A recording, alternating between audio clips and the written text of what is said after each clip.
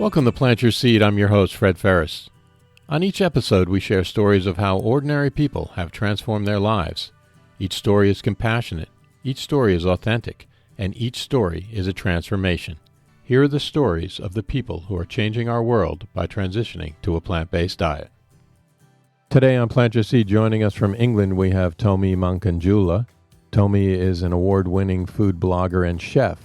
She runs the Vegan Nigerian, a platform dedicated to making Nigerian cuisine and the vegan lifestyle accessible to members of her community and beyond. Tomi is passionate about sharing her knowledge through workshops, cookbooks, and online content. She is also the author of the Vegan Nigerian Kitchen cookbook. Welcome, Tomi. Thank you, Fred. Thanks for having me. Thanks for being here on Plant Your Seed. A lot of our listeners are very familiar with Mexican food or Chinese food, but what are some of the staples and spices in Nigerian food? So let's get into this because, as you can probably already tell, I love everything to do with Nigerian food. I was born and raised there, and that's the food I was raised on. So when we're talking about Nigerian food, we eat a lot of leafy green vegetables. We have a ton of variety of leafy greens with different indigenous names.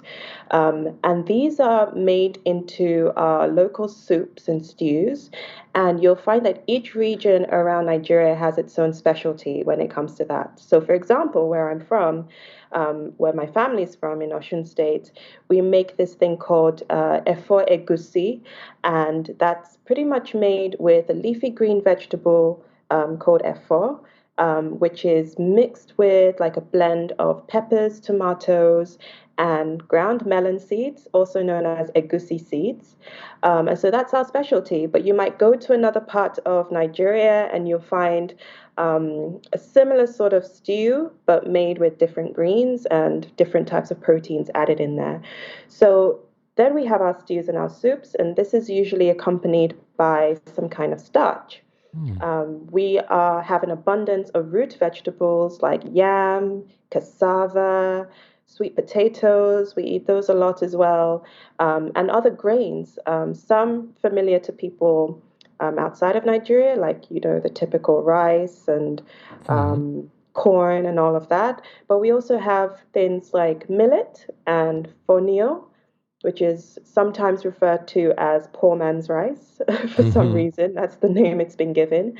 So lots of different grains, lots of root vegetables, lots of leafy greens, and our food tends to be very robust in terms of the flavors as well. So if you love spicy food, you'll definitely love a lot of our Nigerian food as well. And it's one of those cuisines that I think if you're not too familiar with it at first, it might seem sort of very intimidating to get into. Mm-hmm. But actually, when you break it down, when you start searching for these ingredients at local African stores and you start putting them together, you'll find that our food um, is so accessible, in my opinion. They're really quick to make. A lot of them are one pot dishes. So if you're someone who loves to do meal prep, for instance, our dishes are perfect for that. Think huge pots of stew, huge pots of rice dishes, huge pots of grains, that kind of thing. So that's pretty much just an overview of what you can expect from Nigerian food. Wow, that sounds fantastic. So it's kind of a mix of everything, isn't it? It's like you Yeah. got leafy greens in there, you got soups and stews, you got spices. Mm-hmm. I got to Yes. find a Nigerian place around here. Oh, absolutely. And another thing I should add to that is we are very big on our snacks. Now, we don't have much of a dessert culture, but everywhere you go around Nigeria, you'll always find snacks being sold, in different places, served as appetizers. If you go to a party, you're going to find them there. We have this thing called puff puff, which I would recommend everyone to immediately go and make right now because they're like these little round spherical donuts, is the best way I can describe them. And they're just absolutely incredible. We have plantain chips, we have peanut snacks, just a wide variety. It's just so much out there, so much to explore. What is in a puff puff? So puff puff is very similar to a typical donut, but you'll in there you'll have like obviously your flour, your yeast, water, but then you can spice it in many different ways. So typically we use a lot of warming spices. We have nutmeg, cinnamon, or you can go down the spicy route of even adding pepper to it or chili pepper to it. So it's very soft and pillowy. It's a crowd pleaser, is what I would say. It's like the thing you serve to guests when they come around to visit you. It's just a really delicious snack. Wow, that sounds great. Now I know that you have some stuff on your website that hmm are recipes and things like this. Is the puff puff on there or no? I do have one on there actually. It's called I think I called it winter spiced puff puff or something like that. I tried to put a bit of a spin on it. Um, Mm. but I also have the more traditional recipe for that on there. Yes. So that can all be found on my website. Oh, that's fantastic. I'm gonna head right over there and check it out. I'm gonna make some puff puffs tonight. Yeah. um, now, what is some of the culture around Nigerian food, like the attitudes and beliefs and practices? That's a really good question because, I mean, even in the context of veganism and eating plant-based food, Nigerian food at the moment now is known for being quite meat heavy. There is this idea that if you're serving people, if you're making a meal for a party, the food is not complete without having meat on there. In fact, sometimes it's even seen as a bit of an insult if you serve someone food without meat. So, Mm. but this is an idea that, in my opinion, is relatively new because when I think back on sort of our food history and the way we used to eat in the past, it was very, very plant heavy. Meat was more of a luxury, which maybe you would have on a special occasion. Right. Definitely not in the same way as today, where, breakfast, lunch, dinner, you have some kind of meat component in there. So attitudes have definitely changed. Nigerians love their food. I would say into culture wise, we're big on homemade food. Growing up, I can probably count the number of times where we ate out at restaurants or bought ready meals. In fact, we didn't really buy any ready meals. It was always home cooked meals, and there is that sense in Nigeria that home cooked meals are always superior. If you can, it's a great way to get everyone together at the end of the Mm. day for dinner. We love eating together as a community. Food is central to all of our special occasions, all of our, events, whether it's a naming ceremony or whether it's celebrating someone's birthday or a wedding, as with other cultures as well. But I would say in Nigeria, it's like to the max. you know, Mm. Food has to be flowing at all of these events. So yeah, it's very, very important to us. Now, you mentioned that it seems to be a meat heavy place now. Yes. When do you feel that that really changed? Because I think that in America, it was kind of in the 50s and 60s when the supermarkets came around. Mm. How about Nigeria? So in Nigeria, I want to say sort of post-independence, because Nigeria was colonized by the British and we gained our independence in 1960. And so around that time, we had started to develop more industrial means of meat production. It was no longer you have your cows or chickens in your backyard that you're making, cooking for yourself. Hmm. The cities blew up. Lagos, where I grew up in particular, became this huge metropolitan city, bustling. And so, to meet the demand, of people who wanted more meat and who were making more money and becoming more middle, moving more towards middle class and able to afford more meat products, I would say, yeah, around that period, 60s onwards, was when you really saw like a boom and a spike in meat consumption. Now, when you were growing up, is that when you became interested in food and cooking? Yes, yes. I've been interested in food for as long as I can remember. As I said, earlier on, home cooked meals were like central to everything. And so I remember even as a 4 or 5 year old, just taking my little plastic chair, positioning it at the entrance of the kitchen, and just sitting there watching my parents as they cooked. And so I would just pick up on little things. I would be given little things to do, like peeling garlic or, Hmm. whatever it was, or opening a seasoning cube. And I think my interest really grew from there. And then I discovered cookbooks and cooking shows. And as you know, a young 9, 10 year old, I started like really getting into it and sort of dreaming up different ways that I could recreate many of the recipes that I was watching or reading about. Hmm.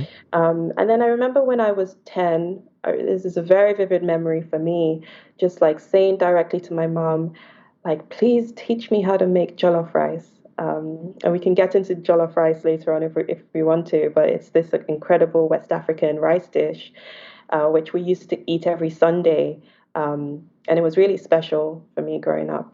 And so, yeah, I spoke to my mom and said, teach me how to make this jollof rice. And that was the first time I ever cooked a meal on my own with a little bit of supervision.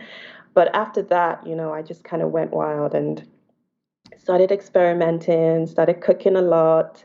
And my love for food really grew from there to the point where, I mean, by the time I went vegan in my early 20s, um, it just ignited this love for food that I'd always had, but it took it to the next level because now I was in a space where I could be even more creative with what I was cooking because I had to think of ways to make the food more vegan friendly or, just adapt things that I had already known, but think of new ways of doing it. So it was really, really fun.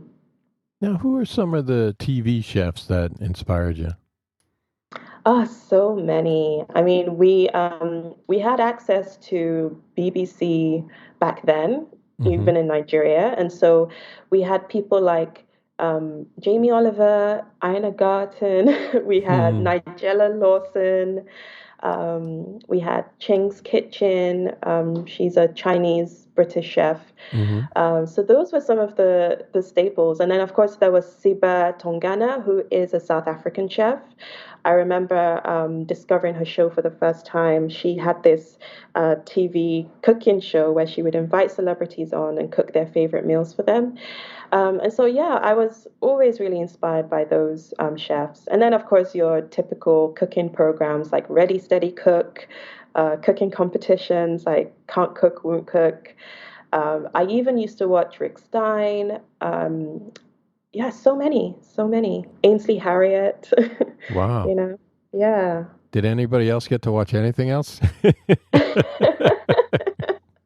I always manage to find my moments. Just hog the TV. I'm watching a cooking Yeah, show. Back watching off. the cooking show. Yeah.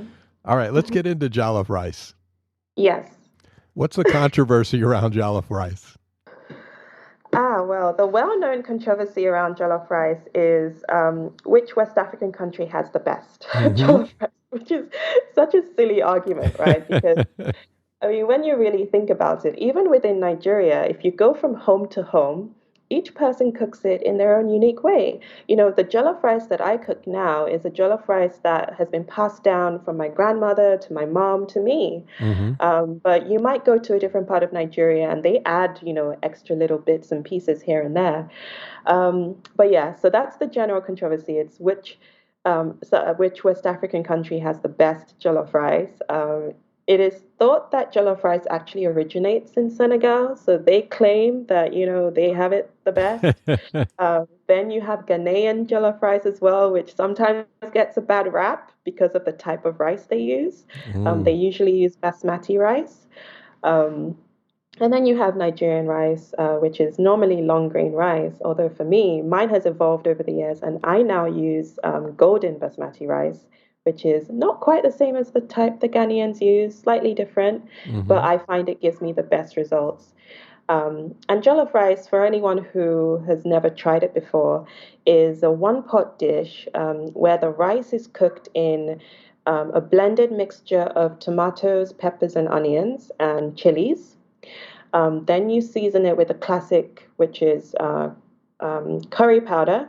which will contain obviously the blend of turmeric, cumin, and other spices in there, and also thyme. So you allow that to cook, and the rice absorbs all of that liquid, and you are left with this bright orange, savory, delicious rice, which is very easy to make, sounds very easy to make, but it really packs a flavor punch, and it's absolutely incredible. Wow, it sounds great. So what is your favorite jollof rice? I'm gonna pin you down right here, right now. I'm gonna say, okay, where is the best jollof rice? Oh, come on. I have to say Nigeria, you know? I just Of have course you to. do. I have to represent my people. Oh, we're gonna get phone calls from I know. everywhere else in West Africa. Yeah, I'm gonna get DMs. How dare you?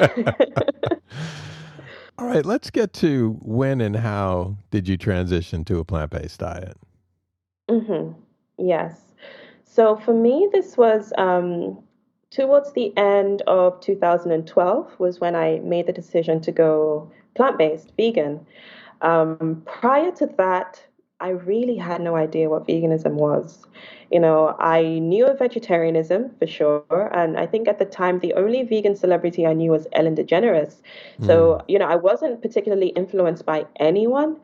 Um, for me, it was intuition. And let me paint the picture and the scenario. So, I was living in France at the time on my year abroad because I studied English and French at university. So you had to live in France for a year. Hmm. And I found myself eating a lot of like the typical French food, heavy on the dairy, heavy on, the cheese and the milks and the creams and the processed meats. And I noticed sort of a dip in my energy. I would just wake up feeling tired.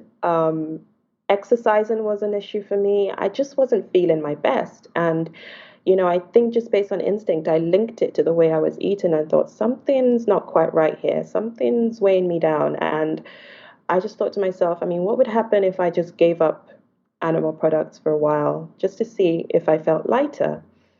So that was sort of one thread of why I even started to consider this lifestyle in the first place. But the other side of it was also sort of my growing interest in, I guess, animal welfare. Hmm. I was living with a family that had a puppy, and I kind of bonded with this dog. And, growing up, we hadn't really had any pets, so I hadn't been in such close proximity with an animal. And so I just started to really question the hypocrisy that goes on where we're able to, treat certain animals with so much love and compassion, and yet others are just like completely faceless and we exploit them, we eat them, we use them in, horrific ways, in my opinion. Hmm. And so I just couldn't marry the two together. And so logically, I just said to myself, this isn't something I want to participate in anymore. And so it kind of led me down this rabbit hole of just researching what this lifestyle actually meant, all the intricacies. I watched documentaries like Earthlings, Forks Over Knives. I read books like By Any Greens Necessary by Tracy McQuarter, who's Hmm. an African American chef and nutritionist. And so I sort of like just immersed myself in this world of learning and came out of it completely convinced that this is how I wanted to live. And so, as I said, I was in France. So this was towards the end of the year. I came home for Christmas. And of course, the temptation of my mom's cooking was there waiting for me, Mm. like big pots of chicken stews and beef stews, and I remember the moment walking up to the pot of chicken stew, contemplating in my mind, do I want to have one last try of this and then that's it? And then just deciding that no, actually, I like my desire for it had completely gone because, my mindset had shifted. And from that moment on, I was vegan, and so my blog, The Vegan Nigerian, started very, very shortly after that in February the following year. And I guess the rest is history. So, what did your mother say when you kind of turned down her cooking? So she thought it was like a phase that I was going through. She didn't believe that I would stick with it long term. She just thought, I think in her mind it was like, oh, okay, Tomi's gone abroad. She's picked up this new idea, and let's just see how long it lasts, kind of thing. That was the attitude. And but then I think the longer I was on it, I do remember her expressing some concerns, because, again, for her, it was a completely foreign concept to live this way and eat this way. Hmm. And so she was worried that I wouldn't get all the nutrients that I needed.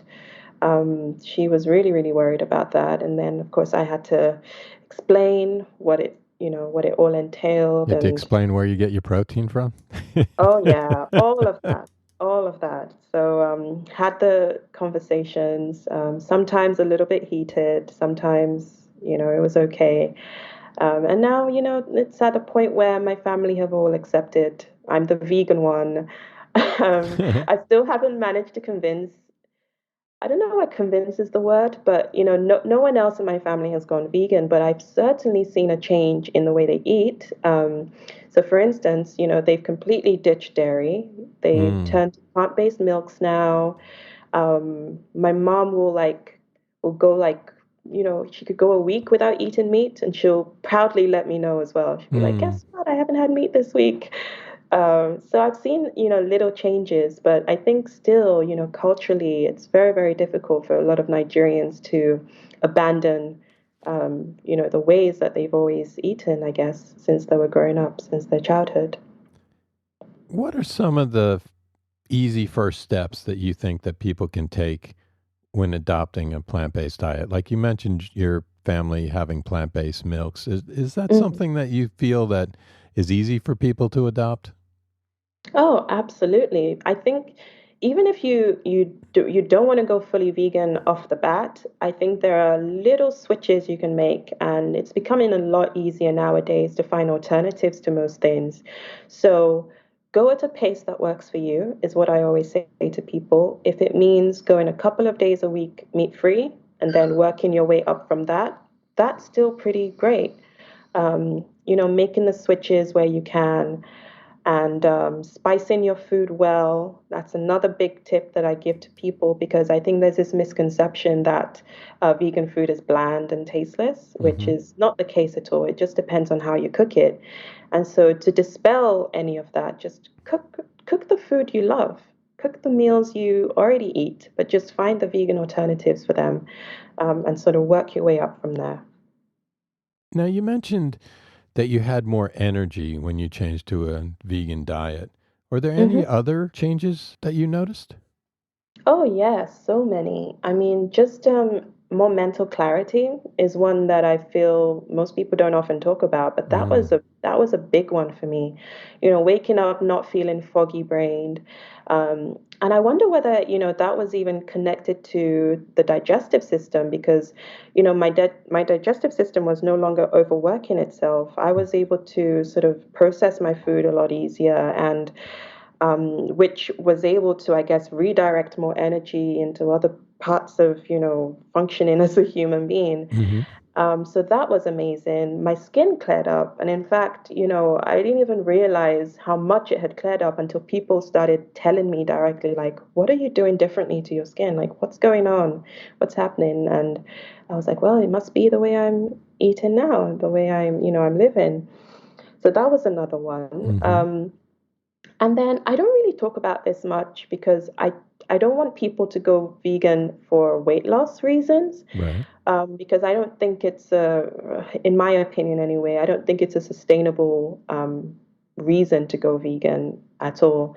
But I definitely did notice some weight loss. I mean, over the course of being vegan, I must have lost, over 50 pounds of weight, of just Wow. excess weight, without really trying, Right. you know. And it kind of put me in a position where, my body weight now is just stable, it's just healthy, and, just chugging along the way it should. And I really do put that down to, changing the way I eat. So definitely lots of health benefits. Even when I went for like a doctor's checkup, everything was fine with my vitamin levels. And so no worries there. And yeah, it's just been great. Now, do you attribute your skin clearing up to the fact that you did away with dairy? Yes, yes, and other animal products for sure. Because I mean, there is it is known that dairy does cause things like acne, and sort of build up under the skin and whatnot. And so, yeah, I found that, as soon as I ditched those from my diet, it really worked for me. And I don't want to say it in a way that, oh, if you go vegan, your skin's going to clear up completely, because it's different case by case, right? Sure. And Yeah. everyone's different, and there are different factors at play here. But for me, I really do feel like, it's no coincidence that I experienced that just after going vegan. What were some of the struggles that you had when you first became plant based? I mean, you mentioned obviously going home and Mm. your parents cooking you food and stuff like that. I know that for me, my mom would make, like, I don't know, spaghetti and meatballs, and she would just be like, "Oh, just take the meatballs out of the spaghetti." And I was like, "It doesn't work like that." Oh my goodness, I was gonna say exactly the same thing. Really similar for me. Except for me, it was, I feel like my immediate family caught on pretty quickly, and they knew there were just things I wouldn't eat. But then, it would be going to uncles and aunties' houses and Hmm. for the first time. And even though, I always make sure to call ahead and just say, oh, by the way, I don't eat meat or dairy anymore, just to give them a heads up. So there's no awkwardness there, right? Hmm. But I would turn up, and I remember one in particular. My uncle had made this chicken stew soup, and he was like, "Oh, just pick the sauce, just take the sauce and put it on the rice. You don't have to take the chicken." I was like, "No, I can't do that. I'm sorry." So just the awkwardness of that, I think, was difficult. And then the other thing that was initially quite difficult at the start was probably navigating the supermarkets and shopping. Mm, I had to read the labels on everything, and then discovering how much of the stuff, that I used to buy just contain unnecessary animal products in right. them. But of course, with time, you just kind of get used to it, and you know what's what, and you know what to shop for. Um, and then, of course, if you're eating a lot of more like fresh foods, then you don't really have to worry too much about that either. So yeah, that was definitely a challenge at first. What did you learn from having to deal with other people who might not understand what you're doing? Mm, I think one of the biggest things I learned from that was, sometimes it's better to just live by example rather than try to quote unquote convert anyone. Hmm. As as an early vegan, I almost felt like it was my duty to like tell everyone about the benefits of this lifestyle, because I Right. just believed in it so much. Hmm. And so, I would get into debates and conversations with people, and I would visibly see them start to get defensive. And then instead of backing down at that point, I would try to like keep pushing my point home. Like, no, but I want you to see it this way. Hmm. Especially people who are the closest to me, right? I don't think I ever did that with strangers, but definitely people I was very comfortable around.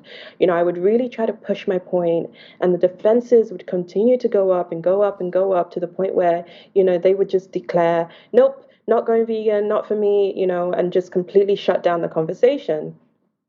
And what I found is that, actually just living life and letting people see the way you do it is sometimes the biggest inspiration, rather than trying to like convince. Hmm.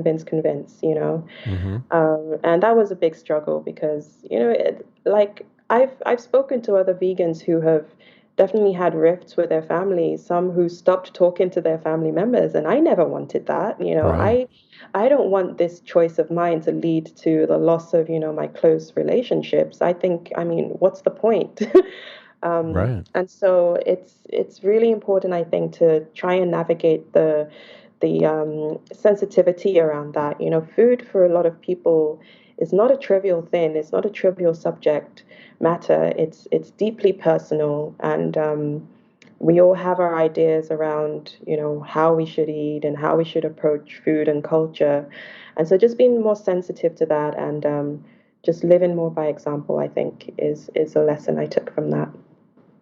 I read something that you wrote that said, over time, our belief systems and values become more defined and set in stone. Mm, I think that that really rings true with me. I think the kind of the older you get, the more your beliefs become set in stone and your values. And then when mhm. someone, like you were saying, challenges your values, you start to dig in. Yes. And so I agree that I think that the easiest way is to just live by example. Hmm. What do you think about people's values as far as it relates to food? Mm.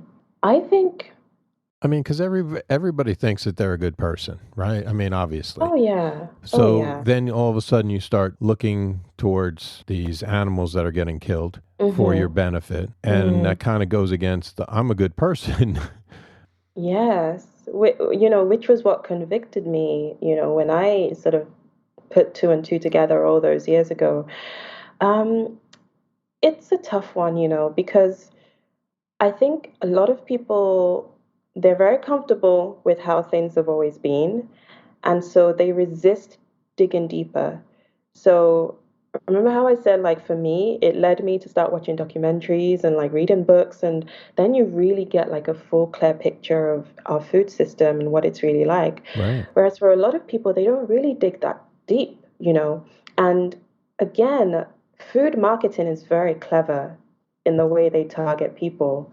Saying things like grass fed or saying things like free range. These are all buzzwords that are designed to make people feel comfortable with their choices. Hmm. And so if people don't have the time to really kind of dig in and find out, where their food is really coming from, then I think that blind spot remains. Um, Now, the other side of this that I think is worth discussing as well is, even though I said before that, food is deeply important and, sensitive to a lot of people, I also, how do I want to say this? I also kind of think that a lot of people view it as trivial, sort of. This Mm. whole idea of we should be checking what we eat. When I think of a society like Nigeria, where I'm from, for instance, the average everyday person is trying to live day to day. These are people who don't have the privilege of being middle class and above. I'm talking about, they're living day to day, trying to get food on the table, trying to just exist and provide for their family, provide for their kids. And so if you come to them and you say how you're eating is immoral, they're going to look at you and say, I'm just trying to survive. Right. So there is that element of like, there are bigger issues we need to discuss and bigger things that are taking up our time than worrying about the way we eat. So there is also that sort of element of that as well, which you see in different societies and different communities is that why are you talking about food? Like, why is food such a big deal? Like, I like the way I've always eaten. I like the way I was raised eating this way. And so for them, they don't see anything wrong with it. Hmm. And then when you try to point it out, it's like, are you trying to tell me I'm evil? And, you know, Right, but I guess one way you could look at it is that it's healthier and less expensive when yeah. you come down to it. So I would think that that would be something that your average person could kind of relate to. Yeah, you would also think so. You would also think so because, but again, it's a tough one because I've certainly met people who have gone plant-based for health reasons, and this is maybe after their doctor has said to them, "Listen, if you don't change, the way you eat, it's going to cause this and this and this, and it's going to exaggerate the conditions you already have." And so I think. For the average person, though, unless there is an immediate health crisis, it's not so easy to like project into the future, right? Because one of the arguments for adopting a plant-based diet for health is that, you want to have a better quality of life later on. You don't want to be reliant on too many pills, and you don't want to be exposing yourself to too many dietary related illnesses. But I think when you're young and you're relatively fit and healthy and you don't really have that many health concerns, it's like you're living for the moment. And so Hmm. you don't really think really that deeply about your health. So that could also be one of the things that might affect people. But for sure, I've also spoken to people who, like, as soon as you start talking about all the health benefits that they can experience with this lifestyle, it convinces them and it works. Because they already have an interest there, or maybe it's an area that they're already working on themselves. And so something just kind of ignites in their mind, and like, oh, actually, yeah, this, you might be onto something. What was it, do you think, that caused you to have that child's mindset reappear? In relation to going vegan and plant-based. I read that you had ideas of it at one point, and then Yes. later on, you decided to reinvestigate what was Yeah. going on, and then that's when you decided to go vegan. So, what Yeah. was it that caused you to revisit that child's mindset? If I'm being 100% honest, I believe it's because for the first time in a very long time, my I had time, I had space to Hmm. think, um, really and truly, because up until that point, school and academics, they take up so much of your brain power. At least for me, the first 2 years of university were very intense with what I was studying, what I was doing, and I rarely had time to just really sit with my thoughts and to think about, how my choices were affecting my life. To be Hmm. completely honest, my sense of self-care was sort of really at an all-time low, I would say, at that point. And so that year abroad was such a blessing when I look back in hindsight now. I was away from my usual environment. I was I had the freedom and the space and the time to really think and really delve deep and research. And really, that really just brought me back to myself. Is the best way I can describe it. I didn't have many distractions around me. I didn't have deadlines or pressures really in the way that I had earlier on. And so I think just like taking all of those things away, just like cleared space for me to just kind of get back to myself and get back to my values and my truth and what really resonated with me. And it was like as soon as I read more about this, and I've heard a lot of vegans say this. I don't know whether you experienced this as well, but it was like someone had removed the veil from my eyes for the first time, Hmm. and you start to question, like, how come why didn't I know this earlier on, or why did I do anything about this earlier on, right? Yeah. um, and so yeah, I really do think that's it. Which goes back to what we were talking about earlier on, that like unfortunately not many people really have that luxury of time and space to really just like think through things that deeply, right? Hmm. And so I do acknowledge that, and I would say that that was really what helped me make that transition so easily as well, with very little resistance. What is it about cooking that makes you so passionate? For me, cooking is creativity, really. As a young kid, I always loved to make things with my hands, just make something out of nothing, Hmm. that whole idea. And I associate that with cooking as well. Give me a bunch of random ingredients. What can I make with this? I get inspired by ingredients. I get inspired by different ways of cooking them, how they're going to taste. For me as well, cooking, the joy and the passion that comes with cooking is the reaction of other people when they try it, Hmm. It's, again, it's the community that you can build around that. because, coming from a family where food was very central for us, it was what brought us together at the end of the day when we've all had busy days and living our separate lives in school or at work or Yeah. whatever.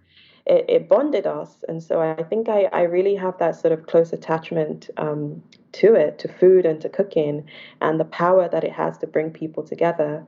Which is why, a few years into running my blog, for instance, I started to do pop-up restaurants in London because you know I sort of grew a little bit dissatisfied with simply just sitting behind a screen and writing my recipes. I was like, how Mm-hmm. can I actually bring this to life? People have been reading my blog for a while now. How can I meet these people and actually get their immediate feedback on what I'm sharing? And I found that the pop-up restaurants were a perfect vehicle for that. I had people from different backgrounds, different walks of life, not only Nigerians, but people from different cultures as well, just coming together to try the food, to talk about the food, to get conversations going around this lifestyle. And yeah, it just brought so much joy. And so that is cooking for me. That's a very long response to to your question there. Now, what is one thing that's really exciting you right now in your project or in your life? Well, right now, I mean, I guess it's the cookbook that I've just done. Mm. That was a real labor of love. Again, something that I self-published, and I really took my time with it. It's an idea that I'd had for quite a long time, if I'm being honest. But I think a little bit of imposter syndrome, a little bit of fear of not getting it right, held me back from doing it for so long.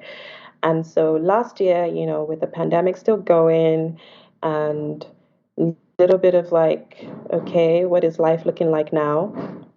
I just decided to go for it. Why hold back? And I knew that it would be something that would be interesting to people too, because, in this space that we're in, I really champion diversity. I think you mentioned at the start of this interview, you mentioned Mexican food and, Chinese food and whatnot. And I really wanted people to get to know more about Nigerian food. And so for me, it's an ongoing mission that continues to excite me. And I think that this cookbook is definitely one of those things where, I feel really proud of, and I feel like people will gain a lot of information from, especially if they're completely new to any type of West African food. I think they will learn and gain a lot from it. So, yeah, that's what's exciting me at the moment. Now, where did you get the courage to just create the Vegan Nigerian Kitchen, that cookbook? Mm. Where did I get the courage? I mean, because you self-published it. I did, yes. I mean, So there's a bit of financial risk there. There's a little bit of, a yeah, lot of time that you spent doing it.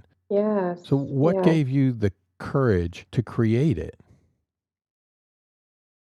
I think ultimately, I just I just had the end reader in mind the whole time. That kept me going.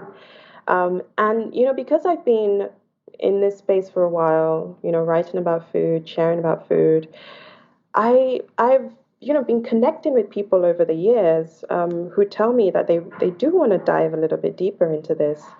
And so it stopped being about me, and my insecurities and my ego and my imposter syndrome and my perfectionism as well. It was like, just do something that people, will find really valuable.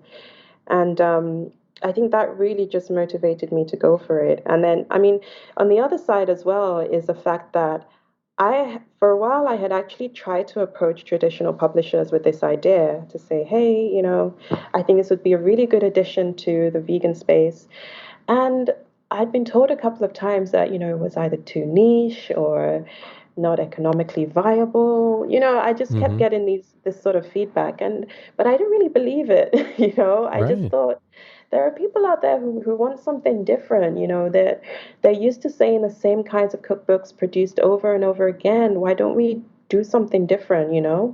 And I really felt that there was a space for something like this, and that really also kept me going. And also the joy of discovering more about my cuisine, because as much as I wanted to teach people more about Nigerian food, I was also learning so much about Nigerian food, because I'm Yoruba from the western part of Nigeria, but there are so many other regional dishes from the north, the south, the east that even I hadn't fully explored yet.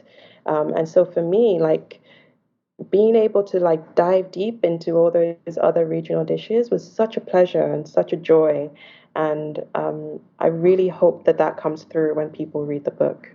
Yeah, I'm sure it will. I'm excited to pick a copy up personally.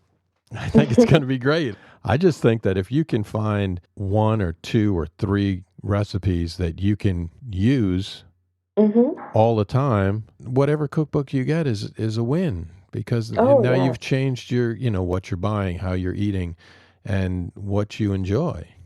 Yeah, absolutely. Absolutely. It's a discovery and exploration, and it's a great conversation starter too, if nothing else, right? Yeah. Invite people around and cook them a new dish, and they're asking you questions. What is this? And what ingredient is this? And it's a great conversation starter. So yeah, I agree with you there. Do you have a habit or a hack or a tip that helps you stay on track with your plant-based diet? Hmm. I would say definitely getting lots of inspiration from other people, other creators, and other chefs. I love to see what other people are up to. I love to get new ideas. I love to learn new techniques. Nowadays, so much information is in the palm of our hands. All you have to do is go onto YouTube, go onto Instagram, go onto Facebook, and you will find, all kinds of new ideas. And so that really, really is a good tip that I would give, that I use myself and for anyone else is to just explore and see the amount of creativity that's out there with food right now, because it will help you to kind of stay motivated on this lifestyle and show you the possibilities actually of this lifestyle. Finally, can you give me one word to describe how you felt before you became vegan and one word to Mhm. describe how you feel now that you are vegan? So one word before I went vegan would probably be unaware. Mm-hmm.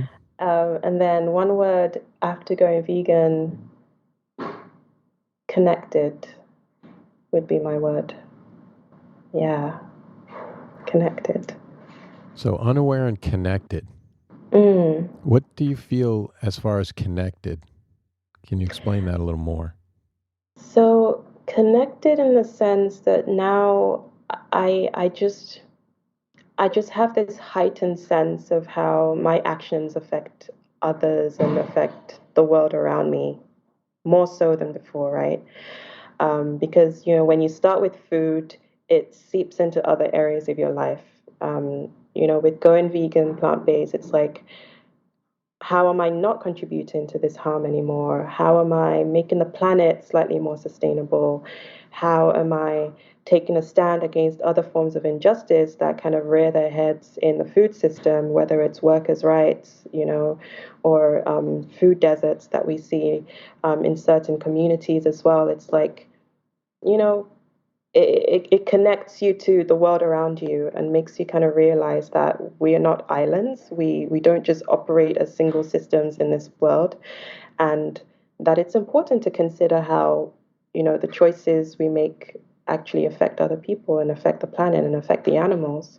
So that would be my, yeah, that would be why connected is my word, if it makes sense. Yeah, that makes perfect sense. That's beautiful. That's so true. Mm. Such a pleasure speaking with you. Thank you so much for taking the time. What's the best way for people to follow you on social media and to pick up a copy of the Vegan Nigerian Kitchen? Yeah, so you can find me everywhere online as Vegan Nigerian. So that's on Instagram, Facebook, and Twitter. I'm most active on Instagram though, so do pop over, send me a message. I'm always responding to DMs and questions. Always happy to do that. And then if you want a copy of my book, you can find out more information about that on my website, vegannigerian.com. You can also search for it on Amazon and it will come up as well. So yeah, thank you. I have to say thank you so much for having me on the podcast, and for the amazing questions as well. It's been such a pleasure. Thanks again, Tomi. Thank you so much for being on Plant Your Seed. Thank you. Hope you are inspired by this story, and remember, it's never too late to plant your seed. Links to everything we talked about on the podcast can be found on Instagram at plant.yourseed in the show notes tab in the bio. If you enjoyed the show, remember to leave us a review, and until next time, thank you for listening.